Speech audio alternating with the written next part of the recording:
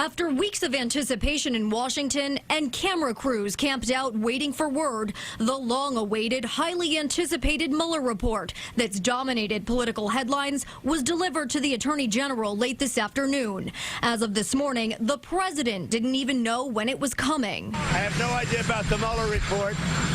I'm going to Florida. In May, it will have been 2 years since the special counsel was appointed to look into Russian interference into the 2016 presidential election and possible collusion with the Trump campaign. We've learned as part of the probe, White House lawyers provided more than 20,000 documents. Between 34 and 38 Trump advisors were interviewed by the special counsel, and there was no face-to-face interview with the president. 6 of the president's associates were charged with crimes, including President Trump's former National Security Advisor Michael Flynn, former campaign manager Paul Manafort, former personal attorney Michael Cohen, and political consultant Roger Stone, whose case is still pending. The president has famously and repeatedly referred to the investigation as a witch hunt. There was no collusion. I didn't need Russians to help me win Iowa. No collusion, no nothing. Called the phony witch hunt.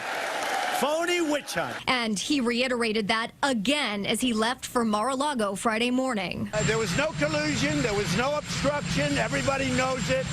It's all a big hoax. The special counsel's report is described as comprehensive. Very few people have seen it. And while the Justice Department would not comment on its length, political experts point out the hint that it may be less than 100 pages. Specifically, since Attorney General William Barr told the House and Senate Judiciary Committees, I may be in a position to advise you of the special counsel's principal conclusions as soon as this weekend. It will be up to Barr to decide what to reveal to the public. Here's what he told Congress back in January. My goal will be to provide as much transparency as I can consistent with the law. A flurry of 2020 presidential candidates tweeted calling for the release of the full report immediately. And the chorus of calls for transparency is led by New York Senator Chuck Schumer. I think the demand of the public is overwhelming to see the report when it's on such a serious matter. The American people have a right to the truth. For once, top Democrats and the president agree.